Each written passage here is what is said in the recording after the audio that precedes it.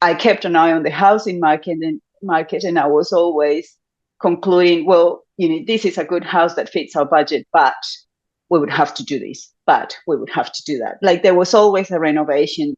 And to me, it was always like, well, you almost end up like, I'd rather put that money into a new build and go through that process and get what we need than always feeling like we need to add more.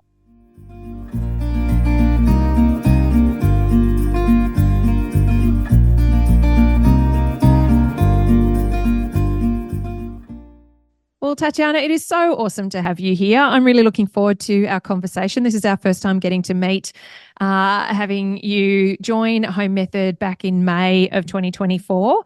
And your new build is a really interesting project. And I know that you're all right at the beginning of your journey. So it's going to be really awesome for listeners to hear what you've been doing, how you've been pulling together your thoughts, and I suppose how you're overcoming the early challenges that you're finding in your project and learning about your site. So I know it's going to be a really interesting, helpful conversation that we're going to be having. Thank you so much for being here. I'm wondering if, before we dive into talking more about the project specifically, if you can just give us a little bit of background of, telling us about your project. What are you actually planning to do? Who is this project for? And I suppose, where does this fit into your overall life and lifestyle? Well, thanks for having me. It's awesome. And it's my husband and I, and we've got 3 boys, 14, 10, and 8. So it's still a relatively young family. We live in a little town, regional town in central Queensland. We've been here for 12 years. We currently own a house, the house where we're in, and it's a relatively small house and we're very okay with it, but the distribution is not the greatest. And so just looking at the options, okay, do we buy another house or do we build? And building was always my option. It wasn't my husband's desire, because it was, like it is a daunting proposition. But since we bought the house, and this is like 6 years ago or something, I kept an eye on the housing market, and I was always concluding, well, this is a good house that fits our budget, but we would have to do this, but we would have to do that. Like there was always a renovation. And to me, it was always like, well, you almost end up like, I'd rather put that money into a new build and go through that process and get what we need than always feeling like we need to add more. Anyway, so eventually time went by and my husband was interested in a house, and then we had a few conversations, and we both concluded, nah, that's not going to work. We're going to be too tight to try and meet the requirements for the mortgage. And I just pull up my list of, but have you looked at this? Had a little list of things that I had been looking into, for a few years. And so that block of land that we've got, that was a really, really good price. That's how we ended up having a conversation about the potential of building, because it was a good price. It was a good size for our growing family, and we could afford the mortgage without, feeling like we're up to our necks trying to repay. And so it is a tight budget, but it is for a growing family. Not sure if it is going to be like our forever home, but we're not building to resell in like 3 years or anything like that. Gotcha. And it is quite a big block, isn't it? It's just under 2,000 square meters from memory. It is.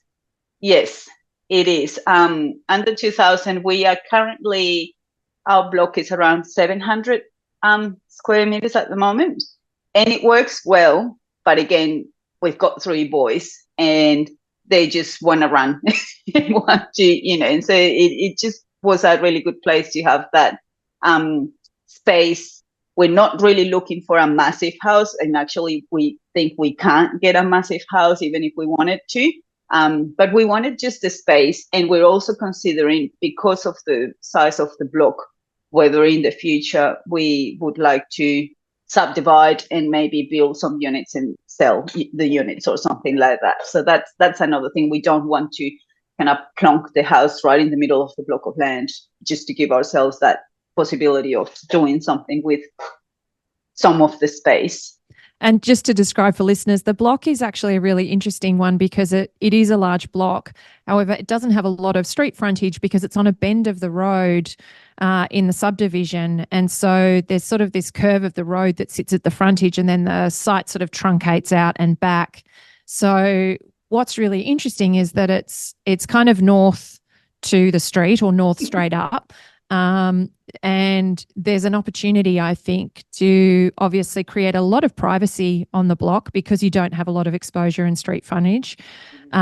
You've got the opportunity, I think, based on where you site the house, that you can still have really good exposure to managing, to getting that solar aspect of the northern sunlight. You're in regional Queensland, so managing the heat is obviously a big priority, and making sure that you're creating really great shade opportunities, that you're still getting access to that natural light, but that you're mitigating the heat load that it's going to have on your home. But it's kind of, when I first saw the block, to me, it didn't look like the traditional kind of house at the front, backyard behind it. It actually looked like you would potentially flip it, that you would put the house at the back and you would have the yard in front. And Yes. the benefit of the block shape is that you then don't have to worry too much about how do you privatize all of that outdoor space, because the block shape itself was going to set you up to be able to do that. So, and then I think it's just about, how does car access come in? Where do the cars physically park, so that you don't necessarily have a driveway cutting across all of your block, and, navigating your outdoor space with that driveway and that vehicular access. So it's got some really good opportunities in terms of, I think, where you site the house, B, how you arrange the house, how you keep the form super simple so that you maximize the affordability of it, and then also how you make sure that you're still prioritizing and protecting a lot of that large open space, so that you do, with your 3 boys, have a lot of space to run around, that could then down the track be something you could use to subdivide, or to have another use on, even if it's a secondary dwelling or something like that. As you go. So really interesting opportunities, I think, in terms of how you juggle it all. So, you mentioned that you feel like a new build is a bigger proposition than renovating a house. What are you most nervous about? What are you most concerned about? And then I think you've been diving into Home Method sort of since the middle of the year. How have those nerves perhaps been allayed, or have they shifted or changed compared to what you first experienced when you were first thinking about what you're going to build on this block? I think renovating felt a lot less. There was a lot less weight on my shoulders because the house was there, and so it's like, well, excuse me, if something doesn't fully go to plan, the house is there. Like, the main things, no one's gonna die, or I mean, no one's gonna die with the build, but you know what I'm saying? Like, it just was less of a weight on my shoulders. We also did it in a way, like, there wasn't a whole lot of pressure for those things to happen.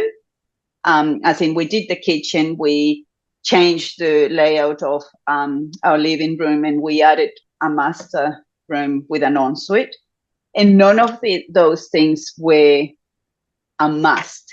They were all really good to have, because the way we live in our family, we do have a lot of friends coming over for dinners and things like that. And so the house wasn't functional, but it didn't feel like if we didn't do it, it was going to be the greatest issue on earth.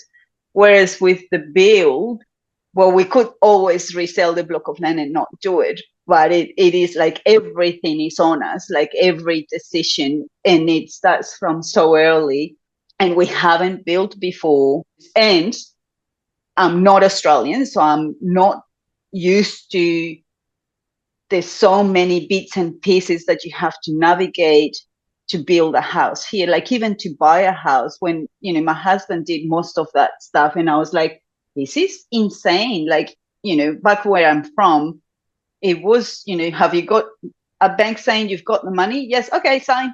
A bit like that. Whereas here it's like, there's so many middle steps in between, and there's so much to wait for, and so many things that, like so many approvals. And when do you send the approvals and what can be sent, like, this paperwork can be sent back to you because of this and that. And then like, oh my goodness, I don't know. It just feels like never ending, and I'm not sure, and feels like you don't know if you're making progress because of so many little steps along the way. So yeah, it just can be very daunting. So I initially thought, because I found you quite a few years before when we were going through the renovations, and I thought, oh, surely I can just go through the podcast and get my hand around all of this stuff.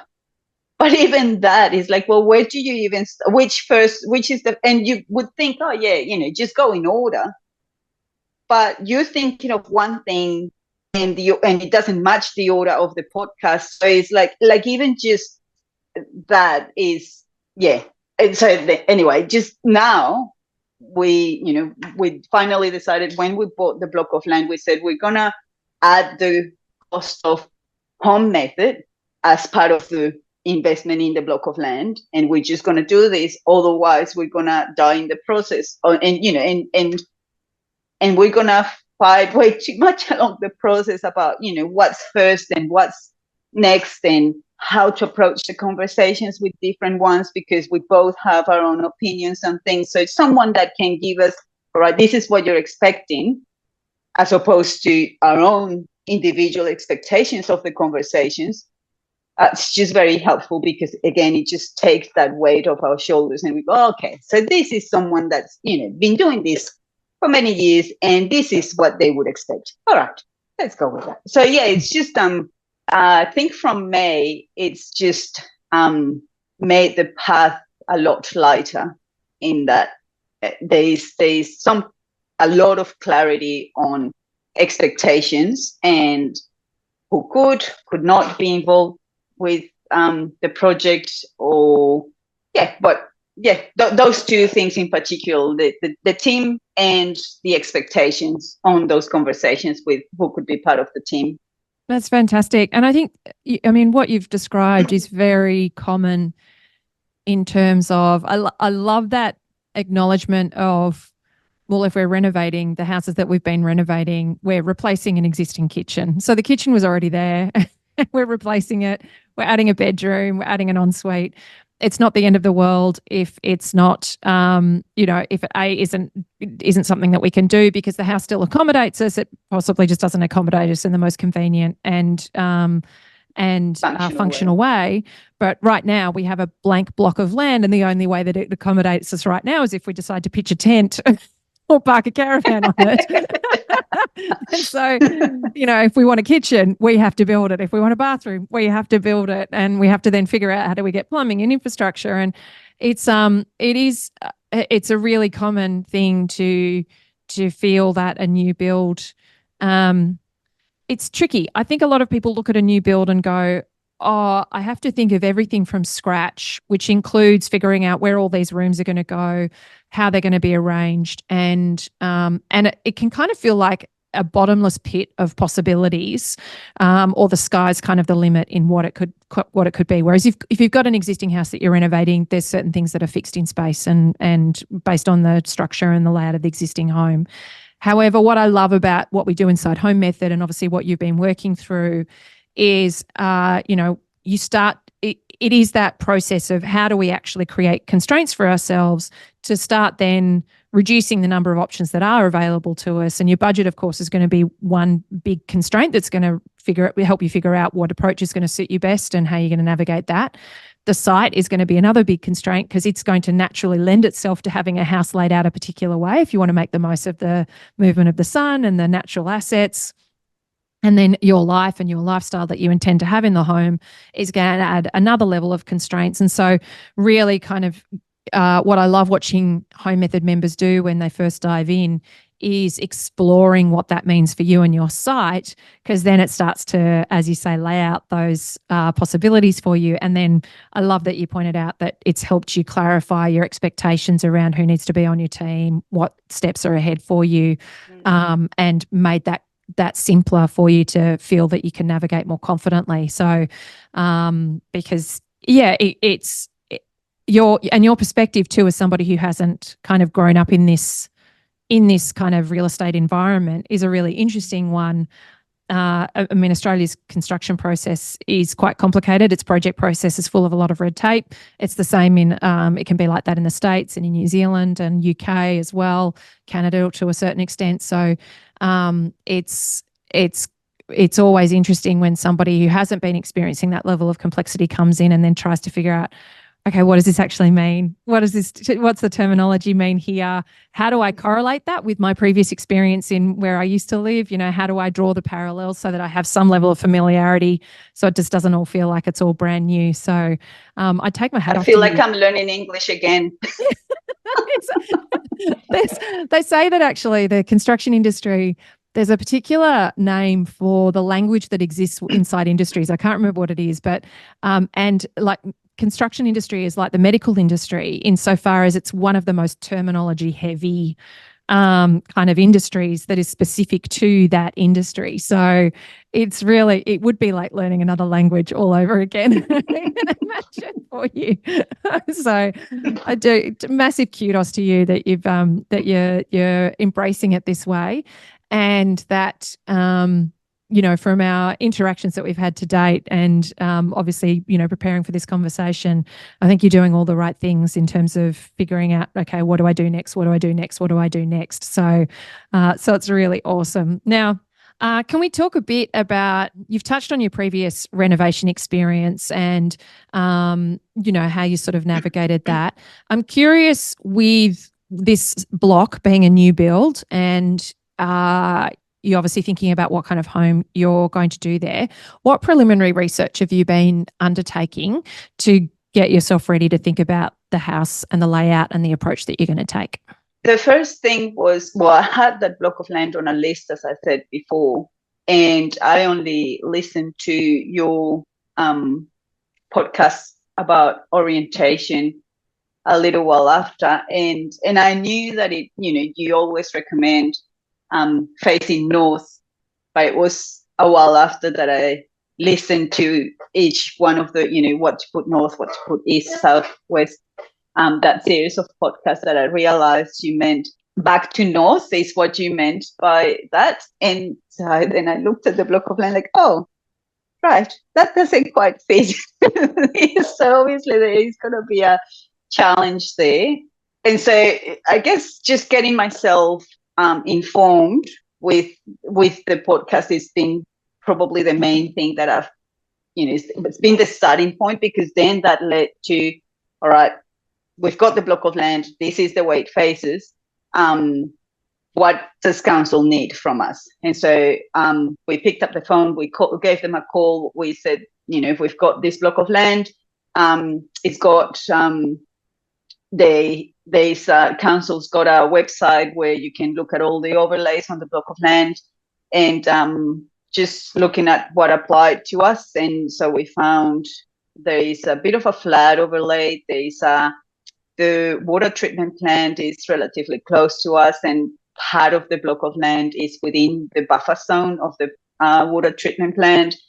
So I called again and with that information, and I said, look, what does that mean for us if we want to build? What are your restrictions with these things? And so they said, for your flat overlay, you need to build 300 mils up from the highest level, but you cannot fill in the block of land, which was a bit of a surprise to us because every other house around us has brought soil to fill in. And so I asked the question and they said, oh, you know, it's just, we did a modeling after the houses have been put in, and it's almost essentially like if you were to put bricks in a bathtub, you just get, you know, when the next time that the water comes through, it's just going to fill up higher. I'm like, oh, righty. So we kind of in conversations with the builder in terms of what does that mean? Like, does it mean, you know, like what happens if we put a high base on the floor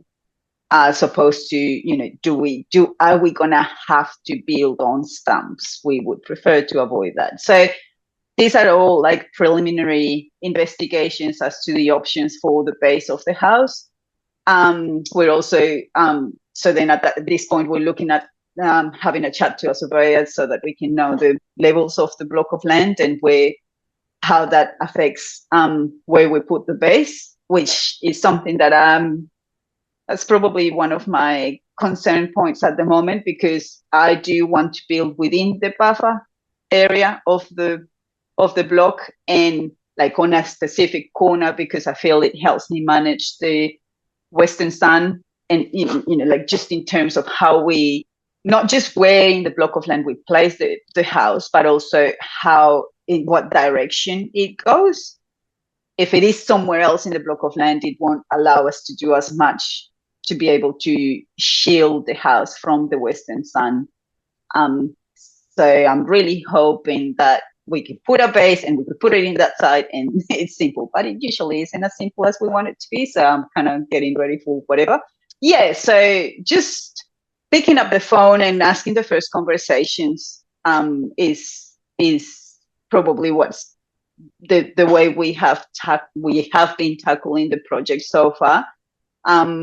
And it's just, it just made me realize that even if I was to do this again, I would suggest for people who are like on the sideline about getting into home method, and when, I would even say get it before you look at a block of land, before you buy it, because the knowledge of the what you could do with a block of land, if you know that before you buy, it just changes how complicated or how simple the project could be. If like, I'm just thinking, there was another block of land that we had our eyes on, and it was also a good price, and it was a massive block of land, but it was right near the river, and it had so much like not uniform ground. There's a word for that, but I can't come up with it anyway. So it was just so uneven, like that. I thought it would have been a good price, but the house, there was no way that we could have built anything close to, because retaining walls, and then the flats, they come up really high, and it's like, yeah, I'm glad I know what I know now, and I know that block of land requires a much different budget to what we can get right now, because that would have been a wasted time and effort and frustration there. Yeah, it's interesting. In home method, I think it's in step 6, we have the step that takes you through the information to collect on the existing site or the existing house, and we talk about getting the survey and finding out all of that information. And of course, the very first step of home method is finding out your local planning rules and being able to navigate that. It's really great that the council that you're working in has online the mapping, and I had a look before in preparation for this podcast chat to see the site and the overlays and those kinds of, what you're actually navigating. It's interesting because there's still a lot of buildable land on the block. And I'm curious, as we sort of go on and you start thinking about the house design and the siting of the house and that navigating the solar orientation, what you're seeking to achieve, because I think you've got some flexibility in how you can position the house on the block and still mitigate those challenges of the western sunlight and potentially be outside the buffer zone. Has council told you what happens if you do build inside the buffer zone? Is there another layer of approvals, or are they just generally suggesting that you don't do it at all? They do have to approve that the house, and we kind of have to explain to them how we are planning to mitigate for the orders. There isn't a particular, because the houses there, most of them have been already built. Our block, like, we are almost like the first people that have to present to them with this potential of, what are you going to do with the smells that from the plant? And so they're not being very strict, or then they're not saying, you cannot build there kind of thing. They're saying, just give us your thoughts as to how you're planning to not have the smell around. Yeah. But in saying that, I'm not sure that much can be done other than, some landscaping or, but they're not very strict at the moment with that. Yeah. And when I had a look at the planning legislation, I agree with you. There wasn't a lot of clear information about what the consequence of that buffer zone actually meant. It's quite a large buffer zone too. So, do you notice, like, have you stood on the site at different times and noticed an odor that might come from when the breeze is going in a particular direction, or is it something Yes. intermittently? Is it, what's been your experience of sort of being on the site?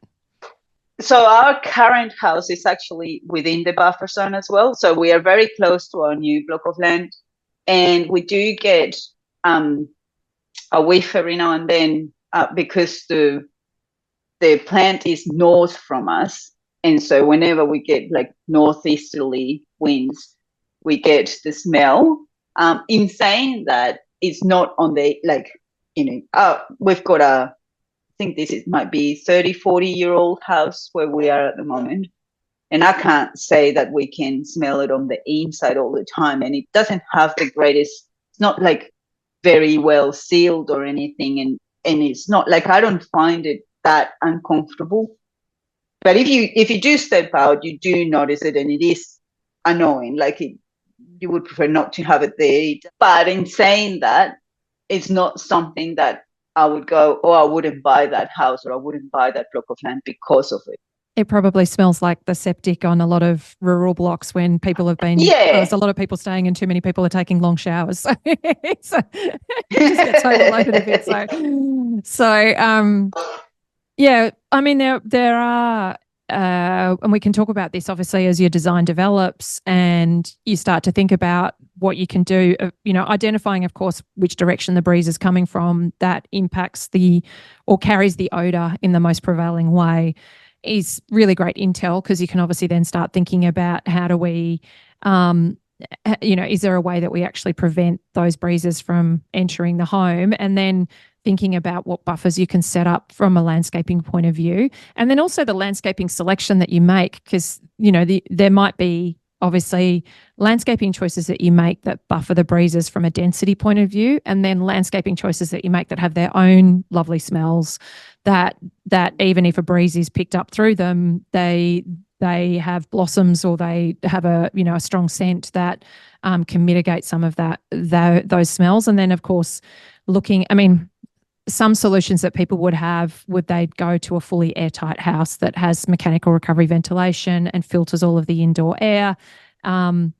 I can imagine with 3 boys who are constantly running inside and outside in where you live climatically, that's all doable. Your house is probably going to be open to the elements most of the time anyway. So I think thinking about it from a landscape point of view, and then thinking about the interior finishes, that they're not odor sucking finishes, that they're not soft finishes that are going to take on that odor, and then you deal with that in your indoor air environment. So yeah, I'm really keen to see how we can sort of look at what the house can do and what the landscaping can do to navigate that. And then, as I said, looking at the actual siting of the house so that you can just see whether you can remove it as an obstacle from a planning point of view, that you're not building in that buffer.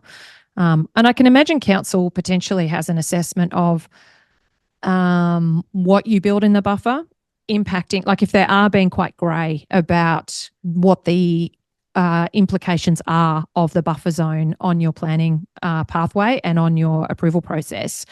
I can imagine there's a level of interpretation about what you're physically putting in the buffer also having impactful events. So say, for example, it was the garage that ended up in the buffer, not your living spaces. Council might perceive that differently in their assessment of the approval outcome as well. So it could be interesting to play with those sort of strategies as well as you think about how you arrange the house overall. So, but yeah, it's good that you've got an experience of it so you know what you're dealing with. And it's not something that feels, some people I think would buy that block, see that hatch on the plan and then feel like the sky was falling in on them. And because they don't have a lived experience of what the impact of that actually means on their daily life. So it's good that you're working from a place of some knowledge and it's not as overwhelming for you in that regard. You've been obviously looking to build your team, and I know you were debating whether you needed to go down a volume builder pathway based on your budget or whether you could do a custom build. Can you talk us through sort of your thinking and your strategy about how you've been putting your team together, where you're at with that process, and what sort of the approach is looking like for you at the moment that you're going to start exploring?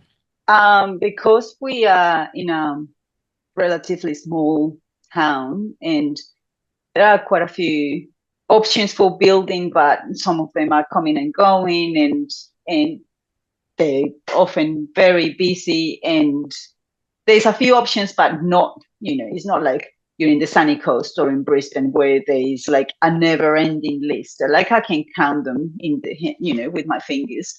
And so it's a few for us, but it's definitely not, an abundant list of builders. And so in that sense, that was relatively simple because we didn't have a whole lot of choice. But the challenge of that has been most of them, I would say, so far, none of them are aware or have heard of the PAC process. And that was something that I was very keen on doing. And so then I was finding that almost had to kind of not convince, but it's like, no, it just means this. It just means that. It just trying to explain. And it was, oftentimes I was just met with I'm confused sort of look, like, right, okay, I don't know how this is gonna go. And there are some building designers, but not in town.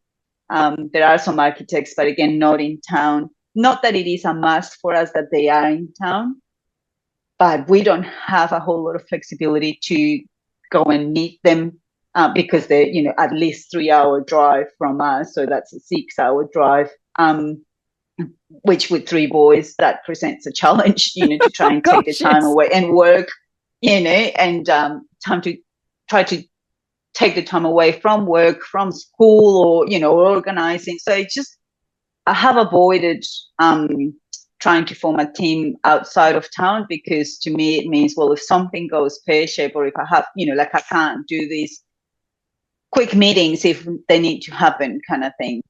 I kind of went, very slowly. We didn't do a full interview in terms of asking all the questions, like going on a checklist, like, do you do this? Do you do that? Do you do that? We didn't quite do that. We kind of went, all right, we'll go and meet. We'll see how the conversation flows. We'll see what questions, we feel like we need to ask in the conversation. And it was very interesting because some of those first interviews were enough for us to say, yeah, no, we won't do that. Just because we weren't able to come across. There was one experience where we didn't meet the builder. We met like the admin ladies, and we were really struggling to get our point across. And there was a couple of things that we had to ask like 5 times, because every time we asked the question, we were getting an answer that it felt totally unrelated. And so we just said, like, if this is what communication is going to be like for, a year or year and a half, thanks, but no thanks. That's going to be a nightmare. So, lovely people, nothing. It's just very difficult to communicate. And so we both kind of went like, oh no, we can't do this. So that was enough. We didn't have to go and ask any more questions or get back to them with anything else. And so we did that, around. And then eventually there was someone from a town maybe 6-7 hours away from us that happens to do a whole lot of work here where we are. And that was very interesting because that was the first guy. I didn't have to say a thing about the PAC process. He just said to me, look, there's 2 ways of doing things. You can get your plans, like essentially the mainstream way of doing things, or you could do this, and this is the way we work. We do this, that, and that. And I was like melting on my chair as he was saying these things. I'm like, oh, thank you. Music to my ears. This is so awesome. But then, and so we agreed on, I was going to send him a brief, and he was going to get back to us, and he never got back to us. So I'm like, oh, okay. Okay, that I don't want to deal with that either, because you're too far away. By his own confession, they don't work cheap. Not that we're looking for cheap, but as in he confessed, we charge good because we're good. And I like that confidence. I said, like, yep, no worries, that's good. I like that. But then he didn't get back to me. So I'm like, all right, okay, well, I don't want to be pushing people to get back to me, because this is going to be, again, a 2-year process. I don't want to have to be pushing for every communication. And then we found this other guy who has a fair bit of experience. He's been working under the umbrella of a well-known, well-established building company here in town, and has had a lot of experience, but he is attempting to go solo for the first time.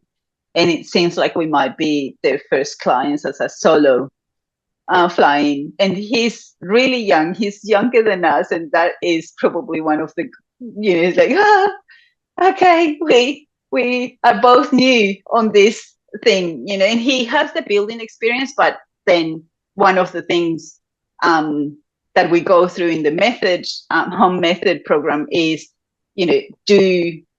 how do they run their business?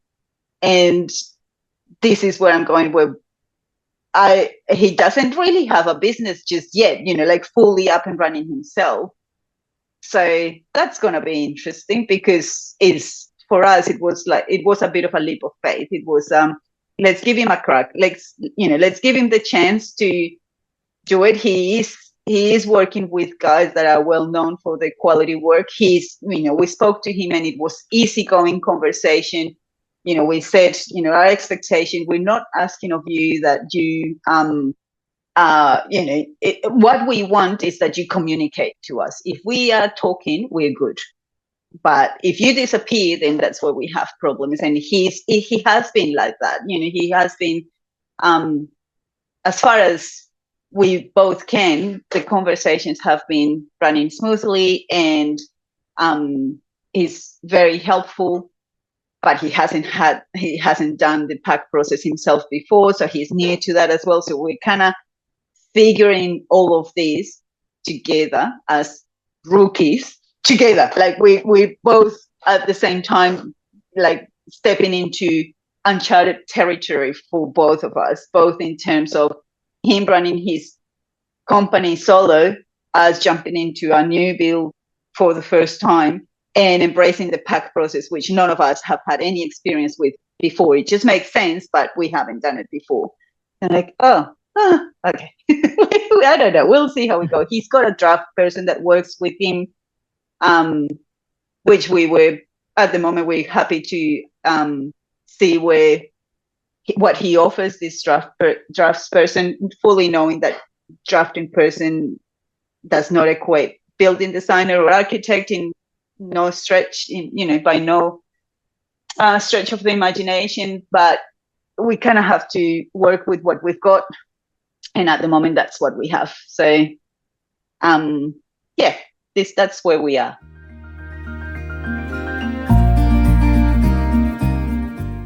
This is a very interesting thing, because being his first solo clients, it means that he's agreed, and he doesn't have any experience with pack process. He has offered to do all of this in design stage for free. And so going back and forth and doing this for free, and I'm going, no, this is you're meant to be a consultant. But he doesn't, I mean, I don't know, this is, just my assumption is he doesn't want to lose the first client because of the charge. And so that's been a bit like, I don't know how to deal with this, because I appreciate not having to pay for it. But at the same time, I know that and I haven't done that before, but I know it's not going to be just an hour here and there. Like, it's going to be a long time, and it's going to be quite a few meetings, getting, bits and pieces together.